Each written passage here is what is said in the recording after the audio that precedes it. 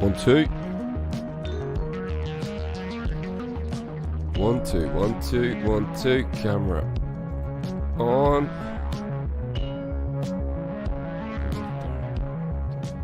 Do the thing.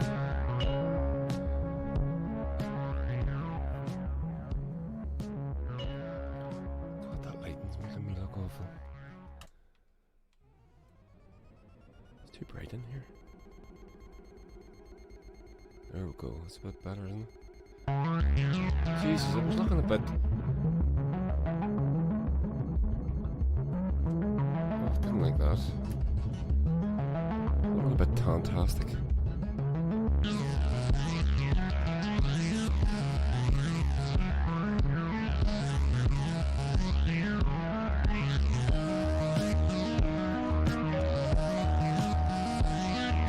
Alright, there we go. That's alright. Okay. Here we go. Let's do it.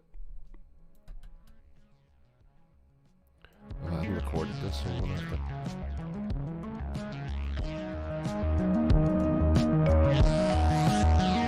There we go, there we go. I am looking a bit orange on the screen, aren't I? I'm looking a bit orange in real life. So I don't want to. Ugh. Don't know what that is. But anyway, here we go. Welcome to the podcast, everybody. Hope you're well. Politics, culture, and some other shit. Yeah, all good. Had an interesting week since I was speaking to you last. Got a really good response from the last podcast as well. When I went up Sleeve Gullion, I must tell you, I can't stop fucking thinking about it. I cannot stop thinking about Sleeve Gullion. You need to go. You really do need to go. It is the best place in the world. I'm thinking about, I'm writing some songs at the minute. And they're a bit different for me. They're, you know, I suppose if you know the Bonnevilles, you know that, you know what we do, right? You know, it's that big, loud, brash rock thing that we do. Garage blues and all that. But you'll also know that there's some songs on our records that are, you know, nice songs.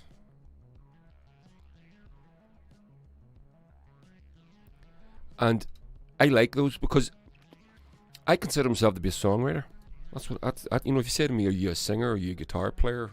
You know, though I am those, but first and foremost, I'm a songwriter. Because that's what I like, and that's the skill that I appreciate the most. You know? That and playing the uilleann pipes. But I'll never get to do that. I don't think anyway. But so I do like to challenge myself, and I'll be perfectly frank too.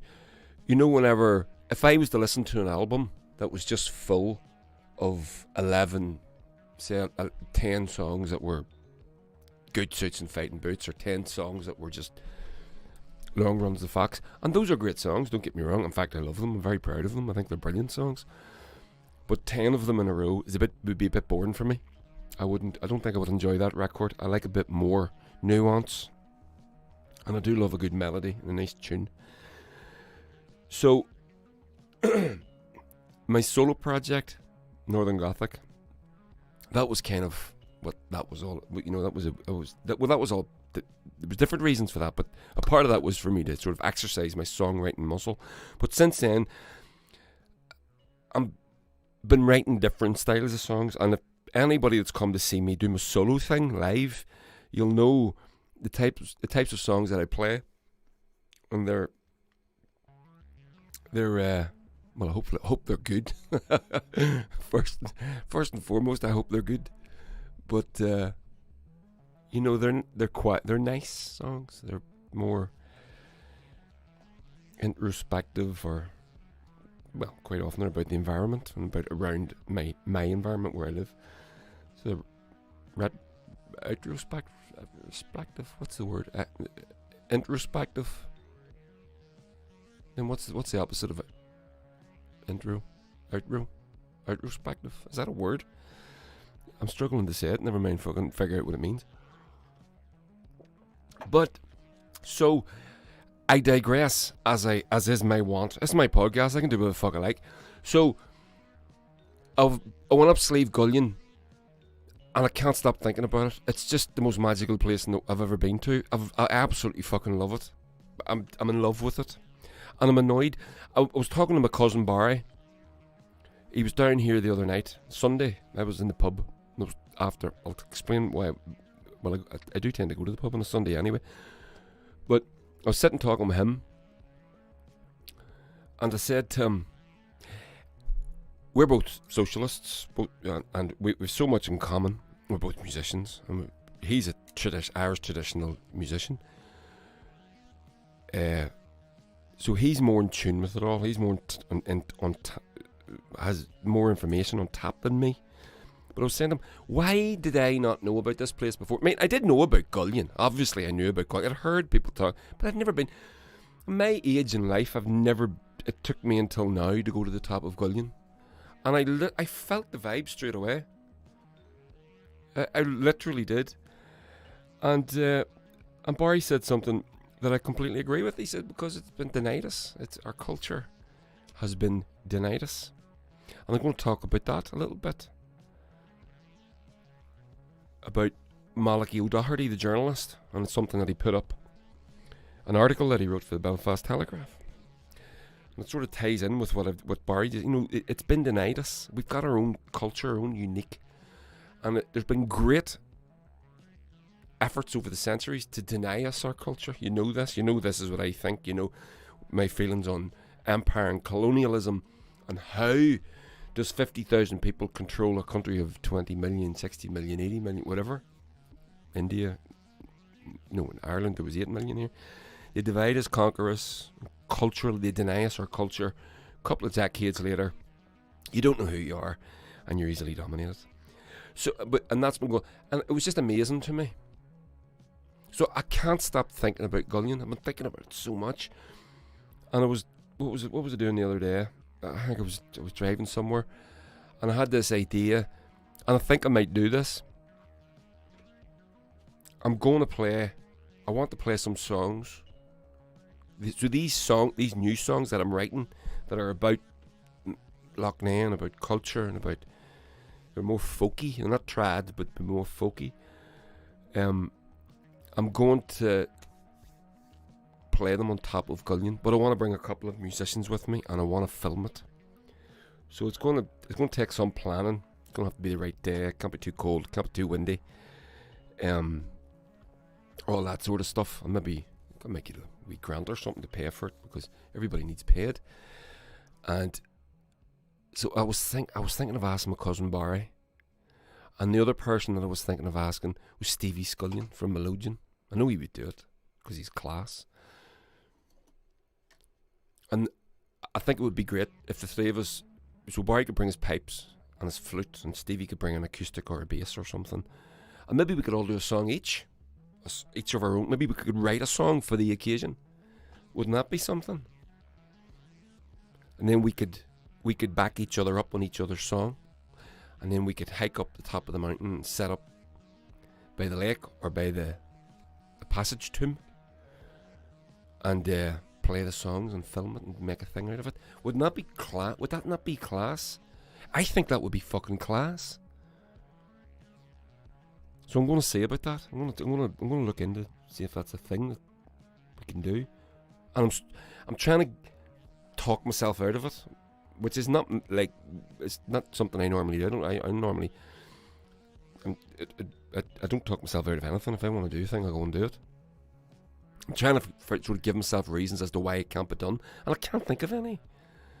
We should do this. This is a great idea. But there we go. So I'm going to talk a bit about Malachy O'Doherty. I'm just going to write that down so I don't forget,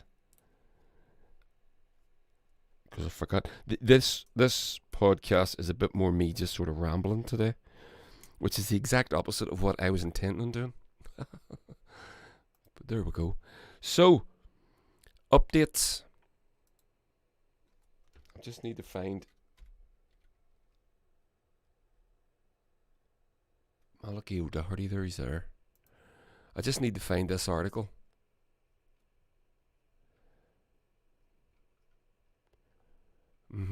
There we go.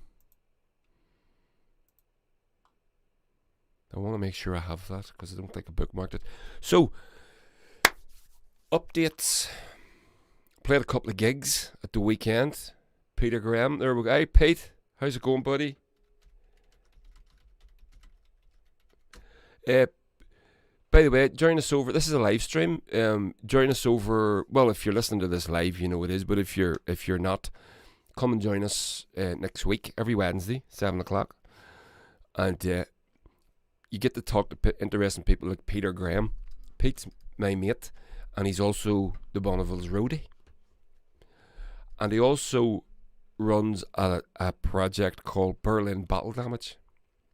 Pete, I wanted to talk to you too, by the way, about coming on the podcast and doing me interviewing you about Berlin Battle Damage.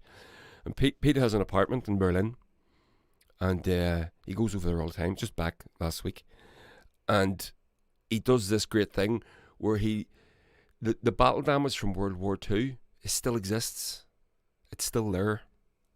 You know, so the bullet holes in the walls of the building, some building got demolished, maybe part of it's still demolished. They left it as sort of, I think they left it, well, Pete can tell us, but I think they left it as a reminder. But, and then he compares and contrasts and gives you a bit of a history lesson. That's fucking brilliant stuff. And it's gotten really big. Thousands of followers on various social medias and all. People are mad into that, and so they should be. So head over to the YouTube next week. Give us a like, share, subscribe. Come into the chat and say something. We had a couple of gigs at the weekend. We played the Black Box in Belfast on Saturday with our friend Dave Arcari, and that was fantastic. It was good to see Dave. I haven't seen him in a few years now, and he was as brilliant as ever. In fact, he was better than I remember, and that was a real treat. It was a real treat just to get out gigging again, you know. But with Dave, who's fucking lovely, and we got to see Margaret, his wife, who travels with him. They used to live in Glasgow, but they live in Loch Lomond now, and yeah. So we got to do that, and then that was Friday. And then on Saturday, we got to play in Derry in the Cathedral. I think it was called the Cathedral Festival or something. And then the Friday one in Belfast was called the Cathedral Arts Festival. So both cathedrally based festivals in two different cities.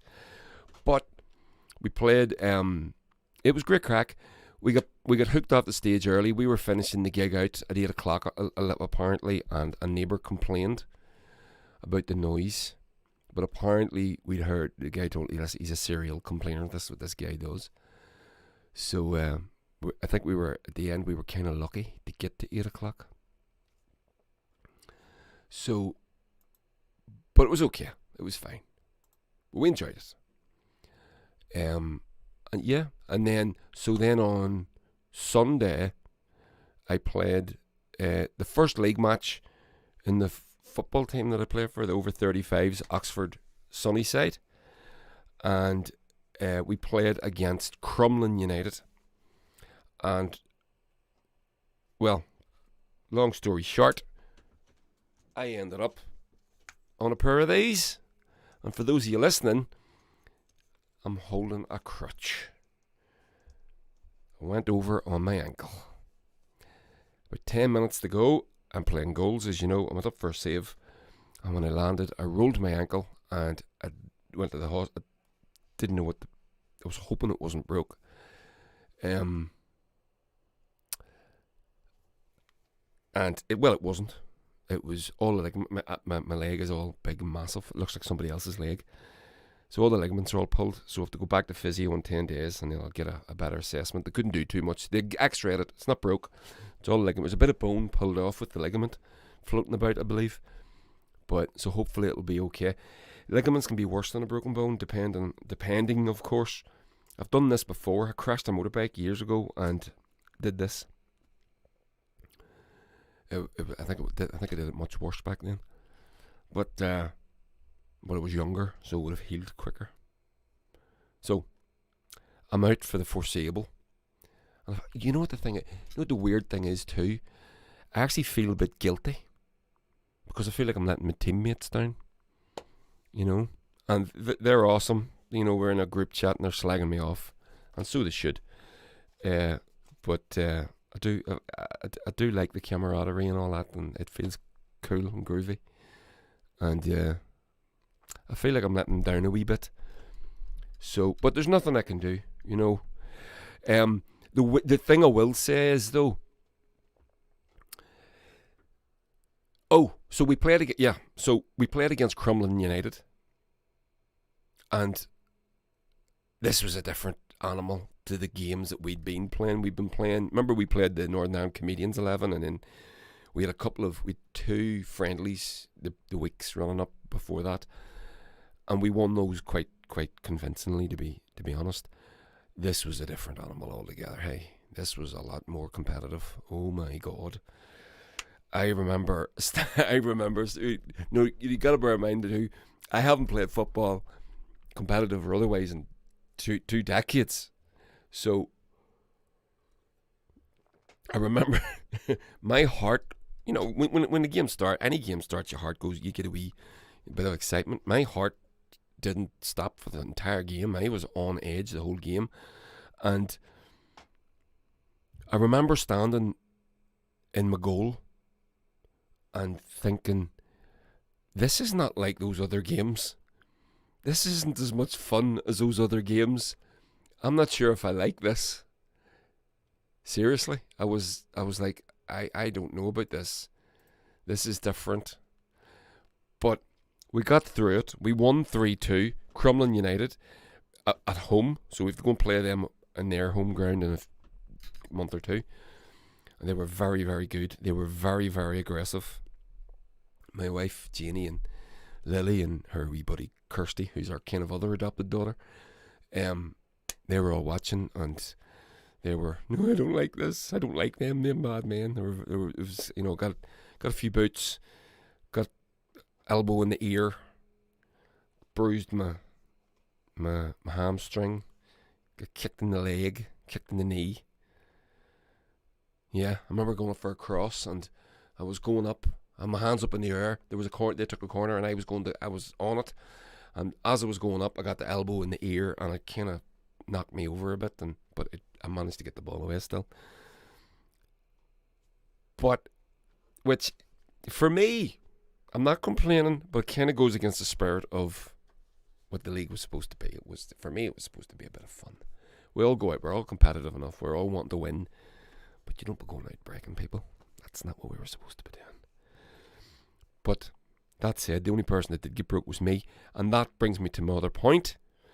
So, a few weeks before that, we've got two goalkeepers in our team. Cyprian, who's a Romanian fella, really, really nice guy, and really good goalkeeper all his life. I don't know how old he is. He's 30s, late 30s anyway, and he giving me tips and all, and being very, very nice and very, very helpful.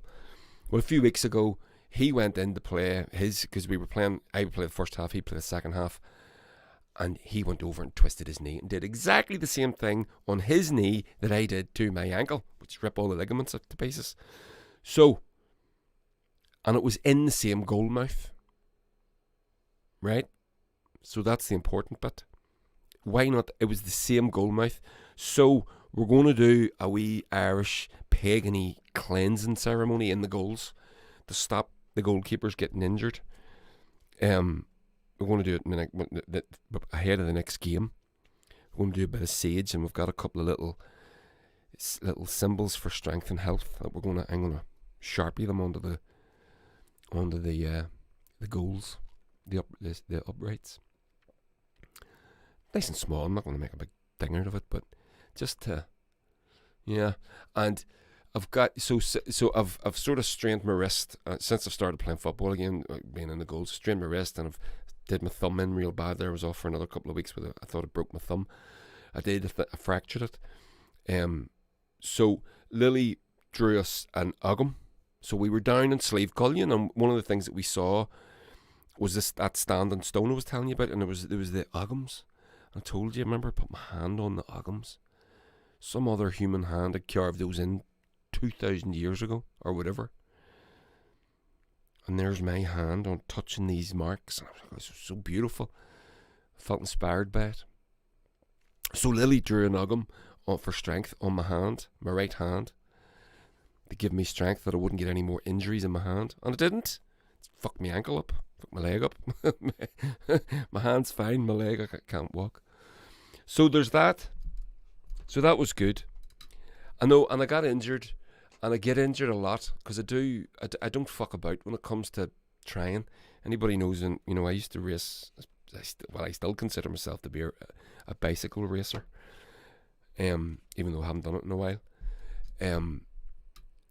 I've picked up many injuries over the years, because I don't do things by half. If I'm going to do it, I'm going to do it. If I get injured, so be it.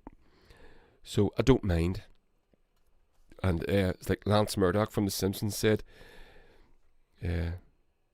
wounds heal, chicks dig scars, and Lurgan has the best daredevil to doctor ratio in the Western world. So, what else? So I'm talking about interviewing people again. So Pete, I'm talking about interviewing my mate Pete. That hopefully he'll come on to it. I know he will, because he's awesome. But one of the other people I want to talk with is Sarah O'Neill. You heard me mention her name a few times. She come to see us play there in Portrush. She's an artist and a fashion designer. And I had a great, lovely conversation with her about, well, basically it was about a Celtic revival. So it was like, the first Celtic revival with Yeats and all that sort of stuff. And because of it, we have the GAA and the Gaelic League, and all these things all exist because people are starting to appreciate their culture more. And we kind of have a sense, we were saying that there's a sense of that going on, that people are leaning into this more and understanding the importance of it, and understanding the beauty of it, and understanding that we are it and we are connected. We are it and we are connected to it. So maybe it's time for a little Celtic Revival 2.0. So we're going to talk about that, because when she does her clothes, everything's inspired, but in the best possible way. I was talking again. I was talking with my cousin Barry about this. We were talking the other night, and I was saying, because we were talking, I was saying, well, why have I never been on top of Gullion until recently? And he said, whatever, because the effort that has been put into denying us this culture, to making sure that we don't do these things. So I was telling him about this, about what I was saying, what we're talking about with Sarah, and he was like, really, ooh, I like the sound of that. And one of the thoughts that I had a number of years ago was, what is Irish architecture? What is Irish clothing? Well, Sarah would be an example of that, because we were like English clothing, Western clothing, but there's I guess there is traditional clothing, but it didn't develop. So Iceland is as different from Denmark or Sweden as we are, but Iceland has its own thing. We should be that.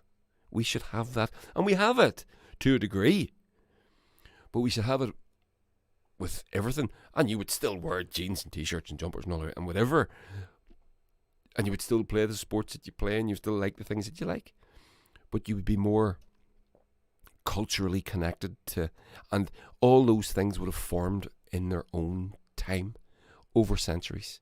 So, and that's one of the things, again, I'm going to lean into it real quick. Brehon law. If you're looking at what would your buildings look like? What would your road system look like? What would your clothing look like? What would your legal system look like? Would it be the same as England, which is what it is? Well, no, of course it would be different. The Western idea of judges sitting on a jury of your peers and all that. So, we would maybe employ that.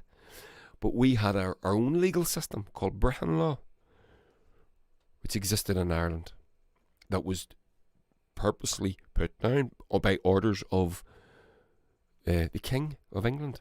This is to be oppressed, and it was named after wandering Brehon lawyers. I'll read a little bit about it for you, right?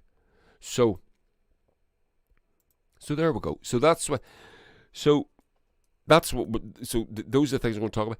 Now, this is the best thing fucking ever. So I'm going to talk about those things real quick. I'm not going to blast through everything, but I'm still doing my updates. I've had such a fucking week. So I played a couple of gigs, played a football match, nearly broke my leg.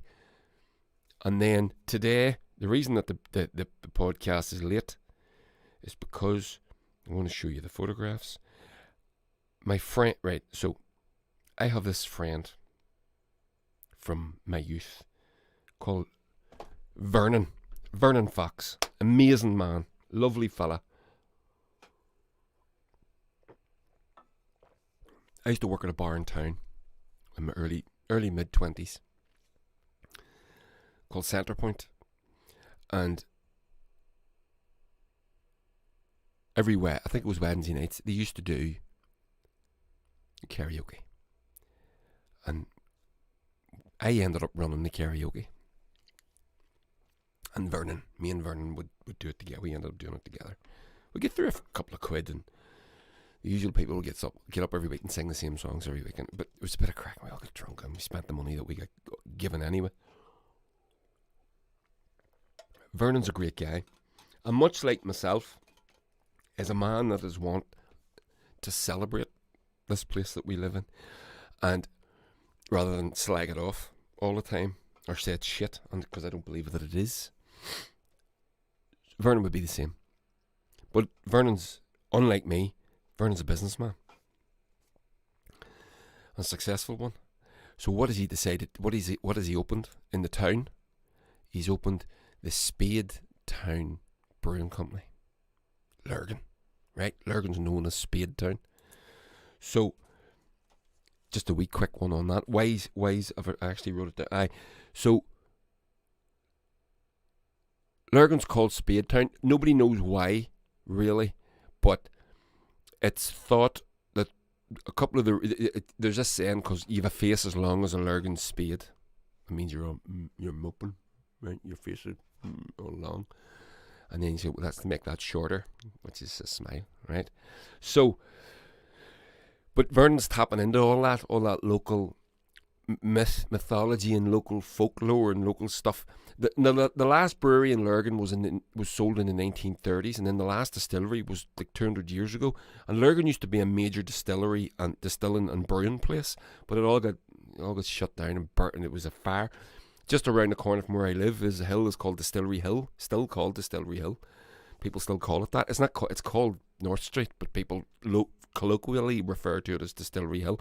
200 years after the last distillery was on it, and it was a major distillery place and a major brewing place, like properly major. But I don't know why these things closed and never opened again. I really don't. But Vernon has opened the first brewery, and he invited me round. He said, "Do you want to come round and have a look?" I says, "I'm fucking right, I want to come and have a look." And they're still building it. It's still there. It's a big unit. And it's going to be amazing. He's going to do that modern tap room thing. So you got the brewing going on and food being served on these tables and a bar and, and all that. And it's all. So he's asked the Bonnevilles to play at this. And we're going to be hopefully doing it on the 23rd of October on a Saturday afternoon. And he was telling me the plans, and it's going to be fucking amazing. So there's, just to finish that, Lurgan Spade comes from, like I said, nobody knows. So it could be, there's the men that used to dig, they were poorly paid workers that were hired to dig Lurgan Lake. There's a lake in the park, again, just around the corner from here. And it was dug by hand. And so they sent face as long as a Lurgan spade. So they call these men that were digging the hole Lurgan spades. There's also said that, so then there's also, or is it from the Irish Lorga spad, which is the shin, which is the front of the spade, Lorga spad, and then that becomes Lurgan spade, right? So, and then this is the other one. This is my own personal one. This is what I think now. Lurgan in Irish means is comes from the English word comes from the Irish an Lorgan, Loirgain, right? An Lorgan means the long ridge. So from here down to Lough Neagh and so it just rises from Lough Neagh and it would on the long ridge, and when you think of it in your mind, you go, oh fuck, right, okay, that's what it is, right? So I think Lurgan Spade comes from an amalgam of all three of those. So Lorga Spad, which is the shin, literally means shin, but it's the front of the spade. And think of it, it's the front of your leg, shin, that bit that sticks out. The Lurgan Spades, which is the man that dug the lake, and then An Lorgan, the long ridge from the loch up. So I think it's probably an amalgam of all three. That's what I think. What do I know? Could be wrong.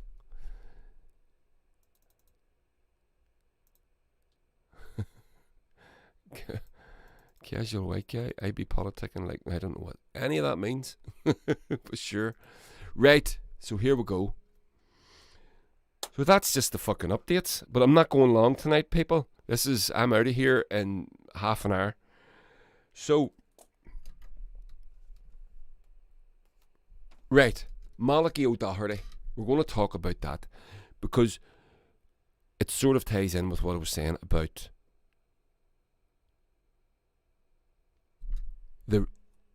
the removal of your culture. Now, I'm not going to read the whole article because it's in a Belfast Telegraph. It's behind a paywall. But I'll show you what I'm reading. There's it there. And there's the long fella, Eamon de Valera. So Malachy O'Doherty wrote this article for the Belfast Telegraph. And here is the worst shitlib hot take I have ever fucking seen. UK and Ireland are so alike, a unity poll would be pointless. Just fuck off, Malachy. And you know, it's like whenever you see Irish Americans and you see them say things like the Irish were slaves too, and we don't moan about it, and all bullshit like that, and you see it's by some guy called Kieran O'Neill, and you're like, oh fucking hell, you know, and you see the right wing governments and they're filled with these Irish names, and it breaks your fucking heart. Much like this, except Malachy is less excuse because he is one of us. And so when I'll read, there's only as you can see, it's all behind a paywall. I wonder actually if I try something here. Let me just see if this little app that I use gets round the paywall. Let me see. Ah, you fucking right, it does. Good man. So here we go. De Valera, like Pearse, was suspicious of a modern industrialisation and was a bit like Mahatma Gandhi, who imagined an India that would be self-sufficient, agricultural even, eschewing modern medicine. Gandhi would have been an anti-vaxxer. Is he fucking smoking heroin? Is this a joke? Is this a fucking joke? Oh.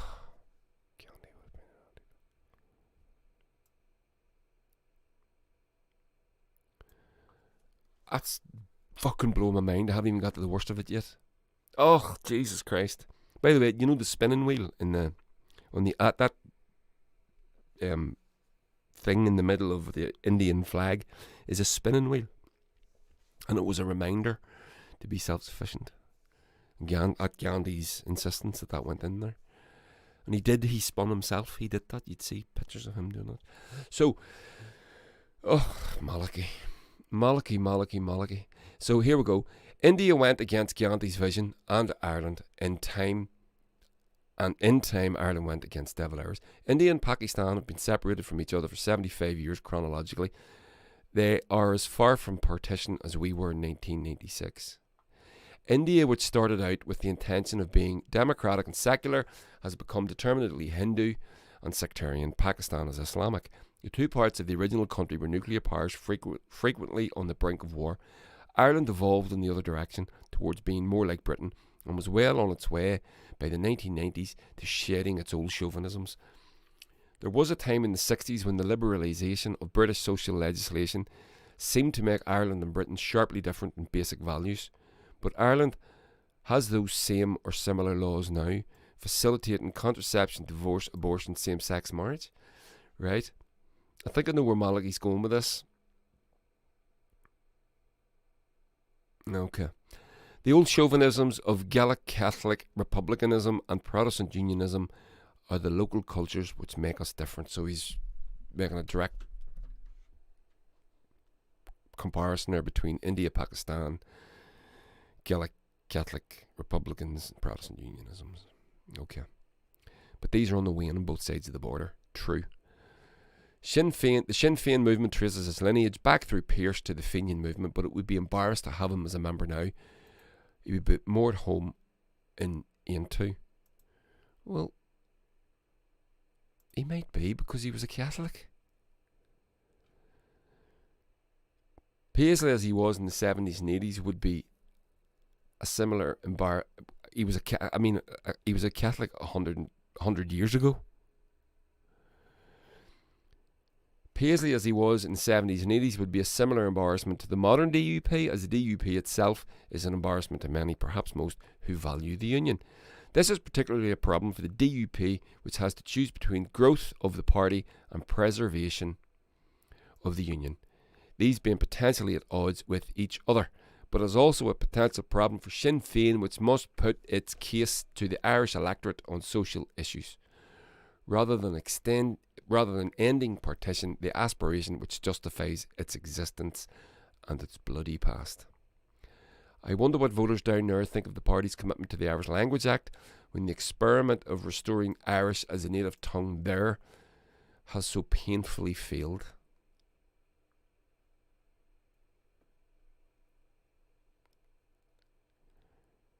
Honest to fucking God. I don't know where to start with that. This is what I was talking about.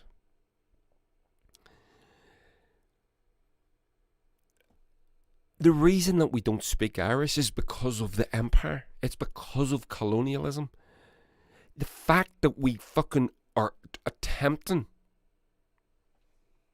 to cling to it.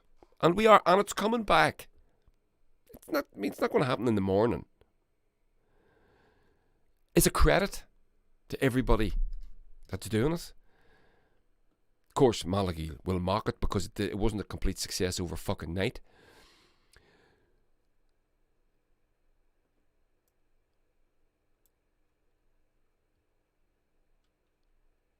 So, I don't know.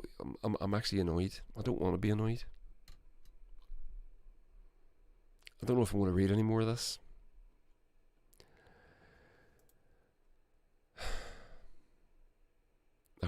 I'm not going to read any more of this. I'm going to move on. Fuck you, Malachy. Fucking dick.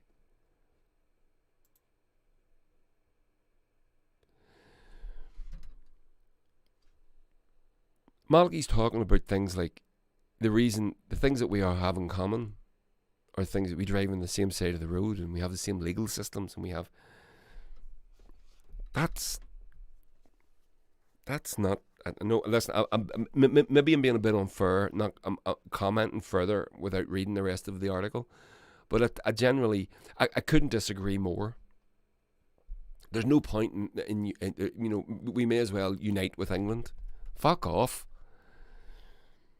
Right, with right-wing Tories, with the Labour Party, the other major party in the fucking country that is currently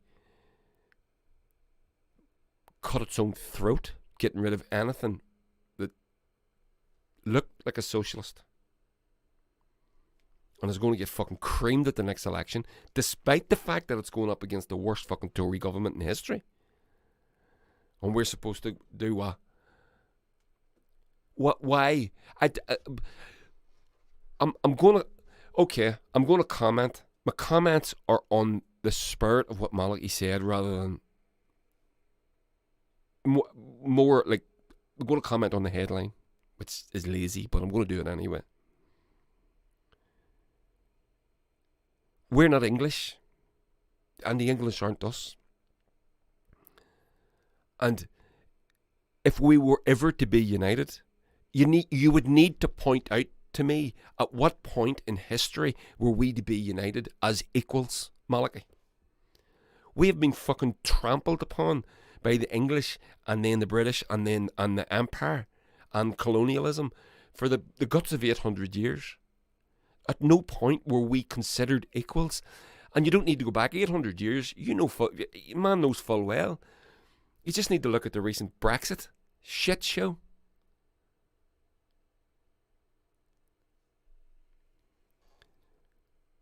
Everybody in British politics has said, throw Ireland under the bus, we don't care. But there's no point in uniting, there's no point. What the fuck are you talking about? Okay, what's the point? He did use that word. There's no point. Self-respect.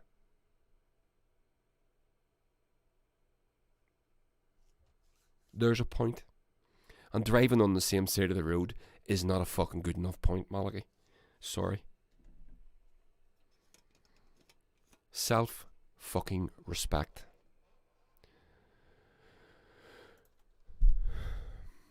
Shocking stuff all again. So, here's another one. Remember I was talking earlier on in the thing about Brehon law. Ireland's Brehon laws were way ahead of their time. Now, I got someone, I retweeted this, and someone threw up a link for a book which I've bought, and I'm waiting for. I bought it just yesterday, so it'll be with me in a day or two. I can't remember what it's called. I think it's by a person called Joe Kerrigan, and it's about this. It's about Brehon law. Now, I know James Connolly, who's a great hero of mine, he was a sort of a fan of Brehon law. And I dare say Brehon, I mean, I don't know. I mean, I'm going to read the book and I'll find out more.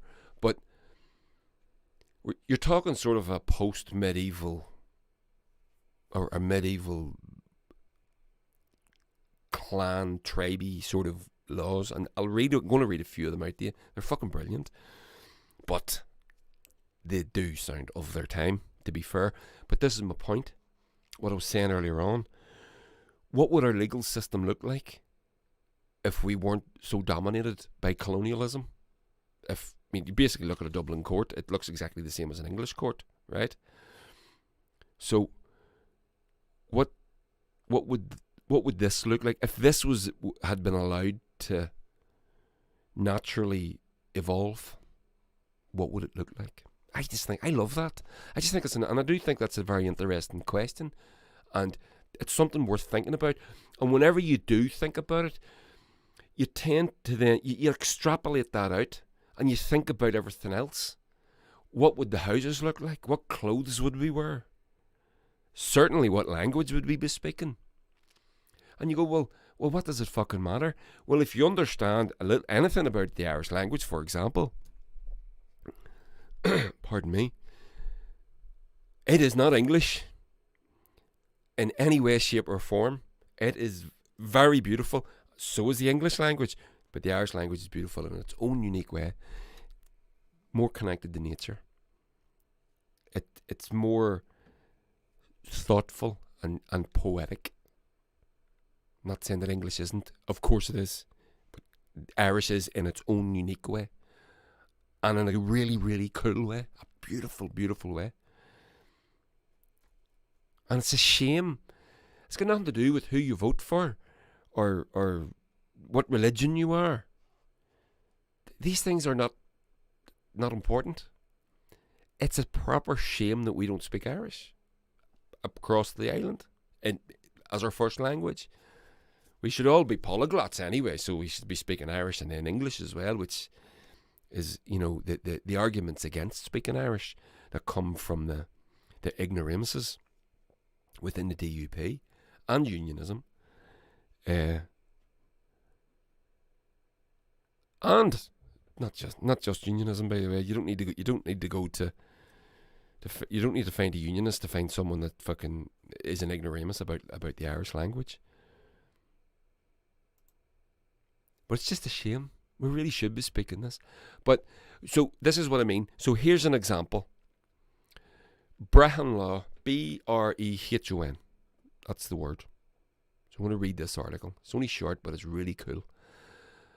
Brehon law is the body of ancient native Irish law, which was generally operational, in Gaelic areas until the completion of the English conquest of Ireland in the early 17th century. They were first set down in parchment in the 7th century and were named after wandering lawyers, the Brehons. By the time of Elizabeth I, the Brehon laws were considered to be old, lewd and unreasonable. They were banned, and English common law was introduced. However, thankfully, some of the Brehons thought to hide the precious manuscripts, and a good number of them survived. In 1852, two Irish scholars, Eugene O'Curry and John O'Donovan, took to translating the laws, and in the words of another Irish scholar, D.A. Binchy, what they found were secrets about Ireland's past. Isn't that class?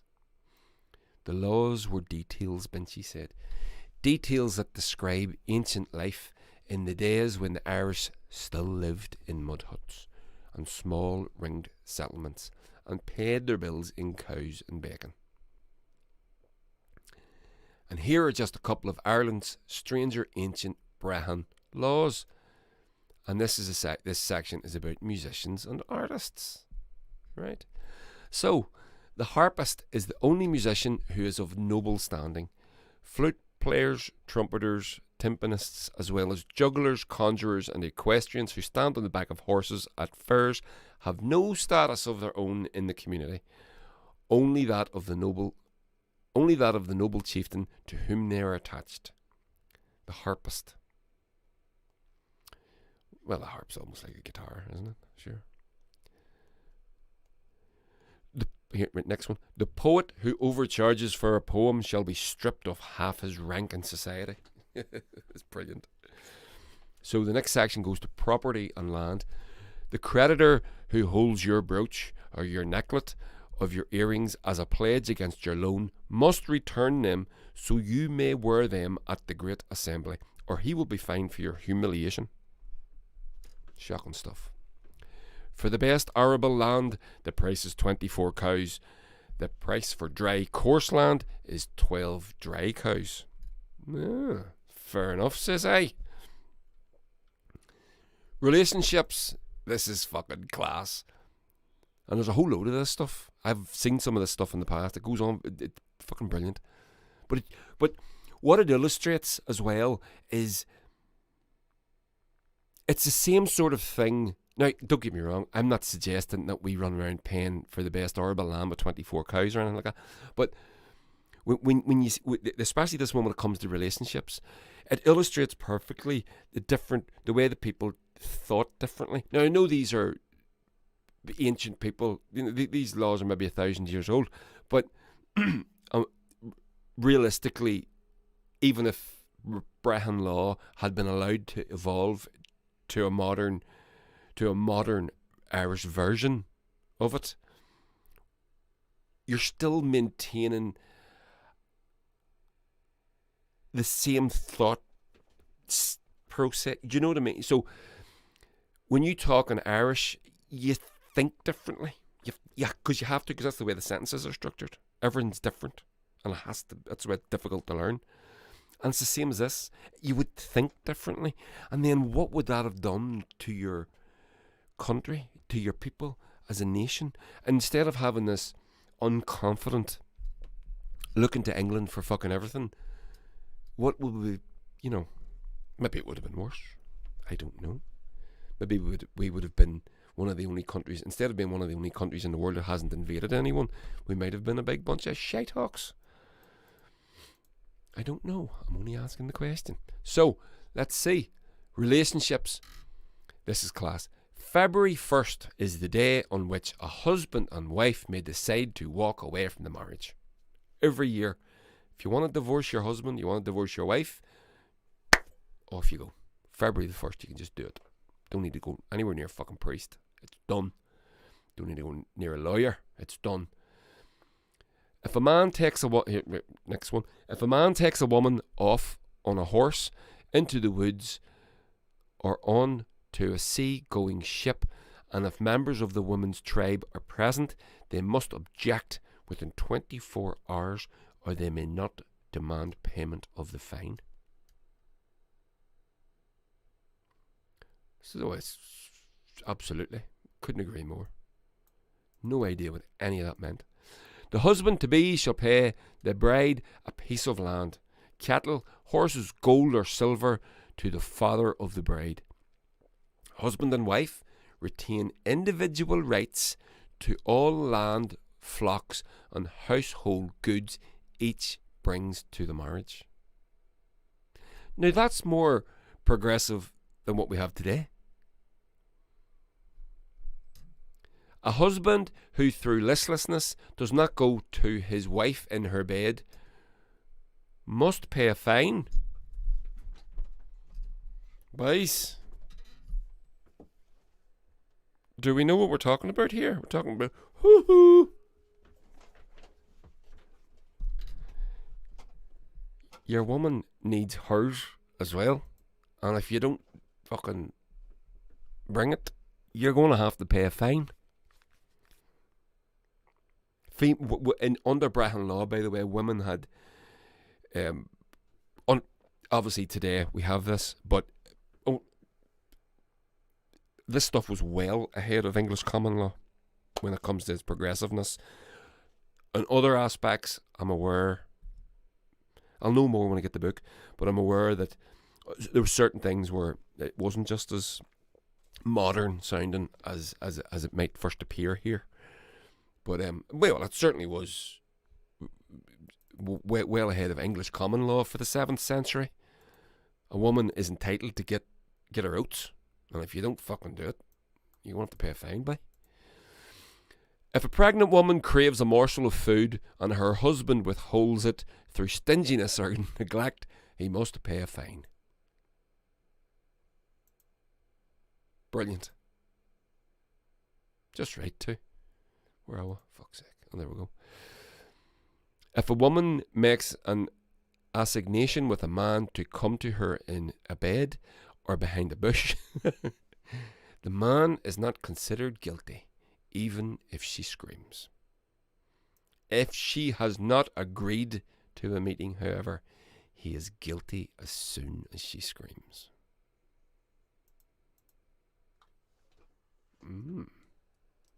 That's fucking mad, isn't it? You're not allowed to rape. No raping.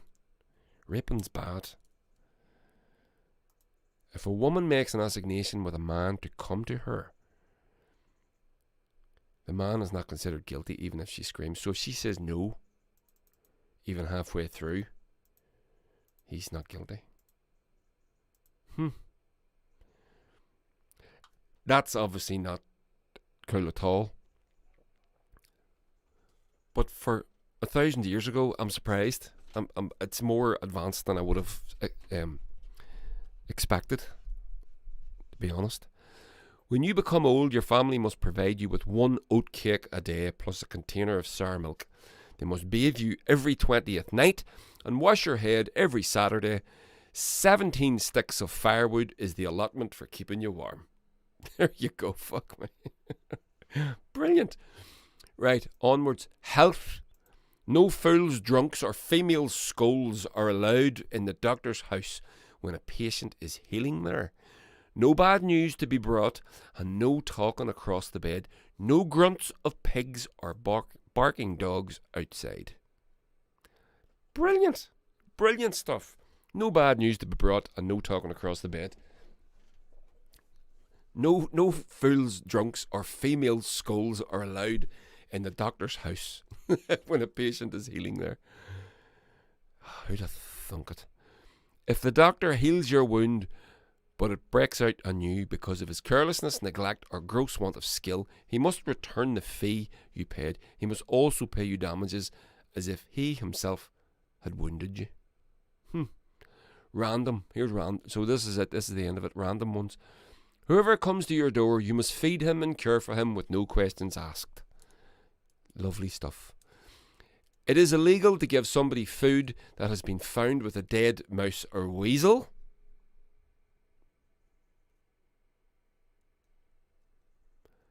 Not a fucking clue do I have what that's all about.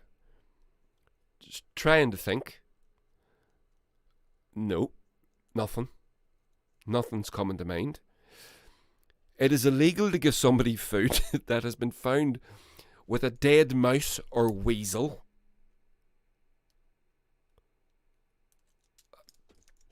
I need to know what that means. Hopefully it'll be in my book when I get it. That's fucking class. A layman, this is a good one now. And a layman may drink 6 pints of ale with his dinner, but a monk may only drink 3 pints. This is so that he will not be intoxicated when prayer time arrives. So there you go. You're allowed to drink 6 pints with your dinner. And that's the thing about, you know, with the Irish relationship, and this is where it comes from, you know, that the Irish relationship with alcohol, we have this great reputation, and statistics show we do like our beer and our whiskey and all the rest of it, but no more than anybody else. But I remember reading when the Spanish Armada, when it crashed off the rocks off the west coast of Ireland, and there was a Spaniard captain, and I think he washed up in Donegal, and all the locals, he says all they ever drank was beer, but the water that was just flowing off the hills was the purest, cleanest water he'd ever seen. You just drink it straight into your hands and just drink it. So one of the reasons in medieval times, especially and beyond, people made drunk beer, so they would brew beer to drink water because the water was so unsafe. But in Ireland, it's not, and never was. It was always safe. It was always safe to drink. But we discovered beer and fucking made our clean water into beer anyway. There we go. So there's another article there. I'm not going to. So what do you think of that? What do you think of that Brehon Law stuff? Is it cool or what? I'm going to get the book, and I will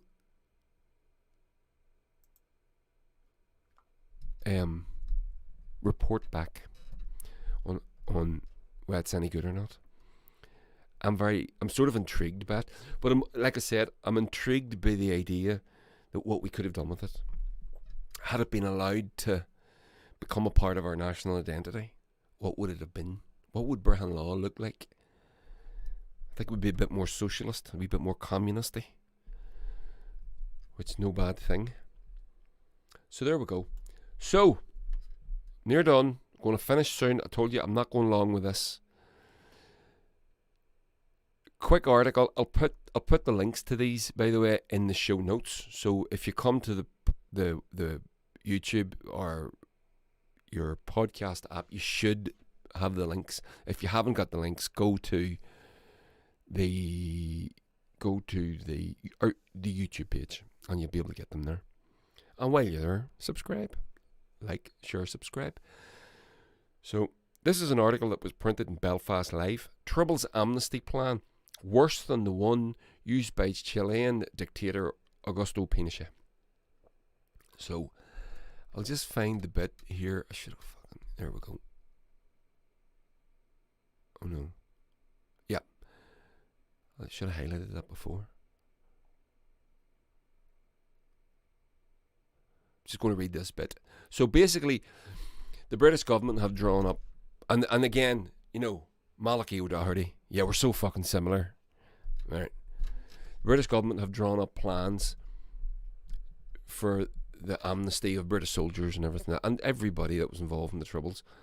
And Pat Hume, God rest her, wife of the great John Hume, who died the other day, was against this and said it was a disgrace, it was a travesty. So I'm just going to read this quick bit from this report. It's a long enough article, so I'm just going to read you a little paragraph. Professor Louise Mallender from the School of Law at Queen's University Belfast said the effect of the proposed UK government amnesty would be to prevent not only criminal prosecutions but also close down current or future investigations in the civil courts. In coronial inquests or police ombudsman investigations, all of which would be closed off to families. I've been working on amnesties around the world, really hear this, for almost 20 years. I have analysed almost 300 amnesties related to conflict and peace. From 1990 until 2016, the proposed UK amnesty would offer the broadest form of impunity of all the amnesties surveyed. So basically that means that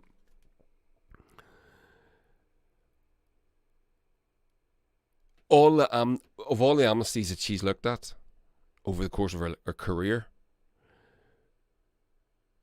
this proposed British government legislation would be the most sort of forgiving. And by way of illustration, the amnesty introduced by the former Chilean dictator General Augusto Pinochet is usually held up as one of the worst. However, Pinochet's amnesty excluded certain crimes, such as crimes of sexual violence. The UK proposal excludes no crimes. Pinochet's amnesty applied only to the first 5 most violent years of the 17-year dictatorship. The UK proposal has no temporal limits. Pinochet's amnesty excluded criminal cases already before the courts. The UK proposal would close down cases already in the system, and Pinochet's amnesty applied only to criminal prosecutions. Civil actions were permitted to continue, so the family would be allowed to take an individual to court. The UK proposal would end all types of legal cases. In other words, the proposed UK amnesty is Pinochet plus.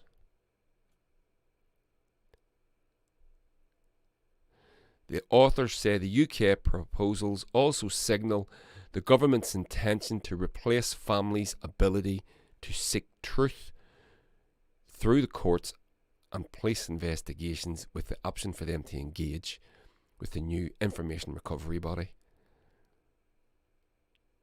We'll just see. However, Daniel Holder, it is simply not true to suggest that the present proposals represent a change of direction towards information recovery.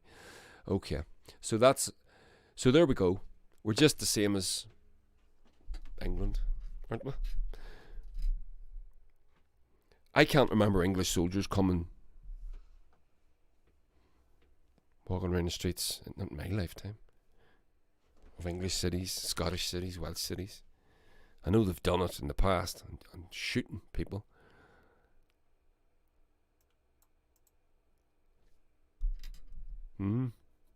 Interesting, isn't it? Fuck off, Malachi. So that's. I'm going to call this. I'm going to shoot 2 little things before I go. See if I can pull this up. This is a letter that was in the Irish Times. Real quick. This is awesome. This is a reply to a column in the Irish Times, and it says, Sir, Sarah Carey tells us that our finest values and virtues spring from Christianity and not from a moral wasteland. Remember I was talking to you last week about the statue of the puka? Remember that? And the priest condemned it as being a pagan-y thing. Well, the subtext to the condemnation is that only Christianity is good and everything else is bad. And I'm not, if you're a Christian and you enjoy that, absolutely, go for it. I'm delighted for you. But it's not for everybody. And the idea, well, I'll get to it. The woman nails it in this short thing. So she seems not to realise that human kindness has existed alongside empathy since the first person went back to help an injured member of their clan tens of thousands of years before anyone had heard of the tribes of Israel. It has helped to enable our survival through the most testing times and sustained us even against the attempted imposition of Christian morality, in air quotes, through inquisition and torture. It is an innate human characteristic, weaponized by those who invented the concept of sin. If your version of kindness has to be enforced by threat of eternal damnation, it is not really very virtuous at all, is it? Yours, Bernie Linan, Dromahair, County Leitrim. I'm going to read that last bit again because it just nailed it perfectly. It has helped us enable our survival through the most testing of times and sustained us even in the attempted imposition of Christian morality. The attempted imposition of Christian morality. That's it there. Through inquisition and torture. It is an innate human characteristic, weaponized by those who invented the concept of sin. If your version of kindness has to be enforced by the threat of eternal damnation, it is not really very virtuous at all, is it? No. And lovely jubbly stuff. So what Bernie Linan is saying to Sarah Carey, and I don't know, I haven't read the article, so I don't know, is quite simply, Christianity invented hell to get us to do good. And if that's what gets you to do good, the fear of your own self, going to hell, that's not very good, is it? And fair play to Bernie Linan for writing that and nailing it so concisely. And so, yeah.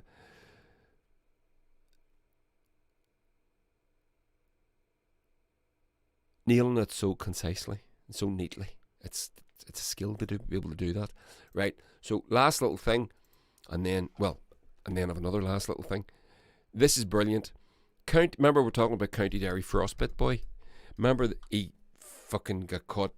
He had to be rescued swimming with dolphins, put his clothes on a beach like Reggie Perrin and whatever. So, will you hear this? Yeah, he's taking the fucking piss. This is an article that appeared in the paper. Yeah, this is in the Irish News. County Derry's Frostbit Boy to seek out new life as an auctioneer in Texas.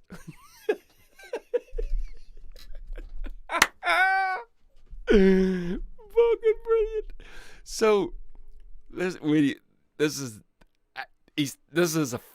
taking the piss. I told you last week I like this, boy. I'm more sure now than ever I'm right. Frostbit Boy Rory McSorley has revealed he is planning to move to the US to start a new career as an auctioneer. The 24-year-old from Park in County Derry, the entertainer, has been speaking about his plans to move to Texas. The news comes just over a week after he was dramatically rescued from the sea off the coast of County Kerry.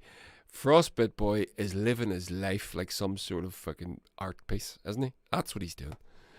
First reported missing at around 8 a.m. on Sunday. After his clothes were found on the shore by the RNLA, by a walker, the RNLA had to rescue 4 kilometres from shore, surrounded by a pod of dolphins. Well, I tell you what, don't you? Maybe Frostbit Boy, you can fucking fairly swim 4k from shore. He mightn't have made it back, but he made it out. Mr. McSorley shot to fame in 2015 when he was at. Okay, I'm not going to read that. Tip for a possible career in the world of entertainment. He said it is his intention to now be an Irish auctioneer in Texas, though it is unclear whether will be able to get a US working visa during the COVID pandemic. I believe trade is a mix of entertainment and business, and I think it will suit me. It's a big industry out there, and there's not much of it happening at home. I I think it would be a great place for me to go for a few years to sort my life out. I can do whatever I want after that. Texas is a great place due to the value they have in their freedom. And I have to say, I really like that. Fair play. I don't think I'll have any bother succeeding in Texas, he says. And there he is. Fair play to him. I think he's taking the piss. He has to be taking the piss. If he's not taking the piss, I apologise. But he must be taking the piss. But that's fucking brilliant. There's the original article there. Isn't that great? Fair play to you, Frostbite Boy. But there we go. So, we're going to be done. We're done. I'm just going to... Last wee thing. So, recommends. Haven't done recommends in a while. These. So, remember, I was telling you last week and this week when I went to Slieve Gullion with my friend Darren Matthews, the comedian. He stepped out of his car and he had this in his hand. He gave it to me. There you go. Armagh Folktales. I wanted to bring it out last week, but I couldn't get it off Janie. She was reading it. And it's fucking brilliant. I've had a quick scan through it. I haven't really. But there's a bit in it there about Lurgan and all. There's some Lurgan stuff in there. Live once, buried twice. Marjorie McCall and all that. The Shankill Graveyard. Famous thing up there. So I'm really grateful to Darren for this. And I can't wait to sit to read it, basically. And I will.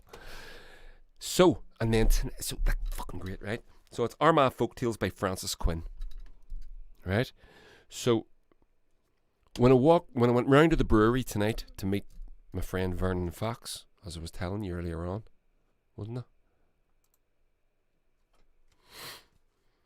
He opened the thing. It was all closed, and he opened it up, and we walked in, and there, sitting on the table, was this: Wonders and Legends of Loch Ness by Sharon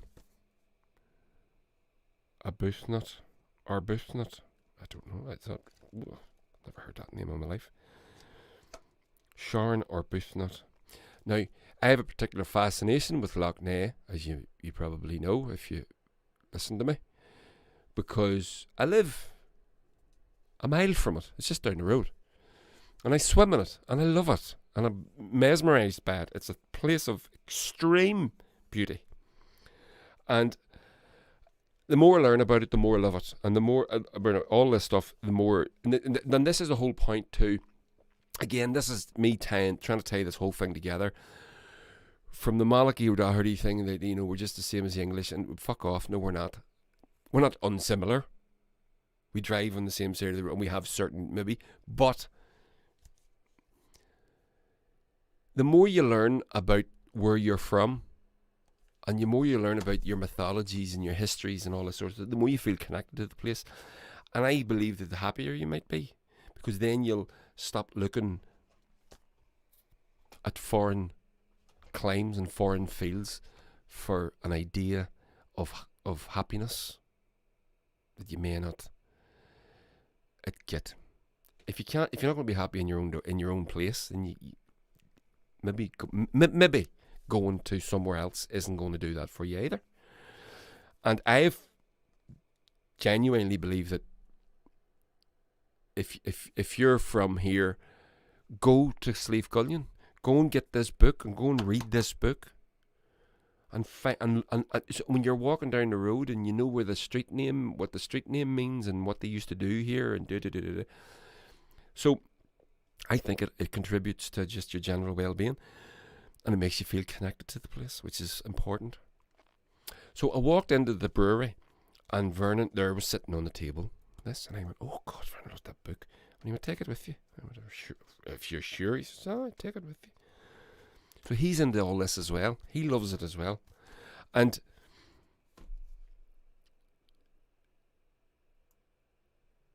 he said something to me. He said something that sort of it rung a bell with me. When my eyes lit up when I saw the book, I went, oh, I like it, because I didn't know this book existed, and someone has written about Loch Ness, something that I'm fascinated by. I know, you know, remember I was telling you the other week, like, I don't swim with my wedding ring on because I have this thing in my head that the fairies that live under the loch, which is where they live, they might be tempted to try and take it off my hand when I'm swimming. Right? So, I have that going on, and then this, and when I saw this, my eyes lit up, and then when I says, oh my, this is amazing, I can't wait. He lit up, and he says, Andy, this place is built on a fucking ley line or something. There's a vibe, there's an energy. Yes, it is. Yes, Vernon, you're right, you're fucking right. Because I feel it too. And I'm as enthused about the brewery because of that as much as anything else, really. And they're going to be doing a big, beautiful mural of the goddess of the harvest on one of the walls. He was telling me how they're going to be decorating it, and a couple of local artists to where the McCures are going to... who the fuck else? He did tell me, but I forgot. They're going to be handling that. They're going to be doing the whole side of the building. It's going to be glorious. So yeah, we're going to be playing there. So I'll let you know about that. You can buy a ticket for that. There's going to be food trucks and all sorts of stuff there. It's going to be brilliant. So there's what I'm going to be recommending for you, if you can get them. I'm sure you can. I'm sure you can Google them, and you'll get them on eBay or whatever. Don't get them at Amazon. Don't do that shit. Fucking wankers.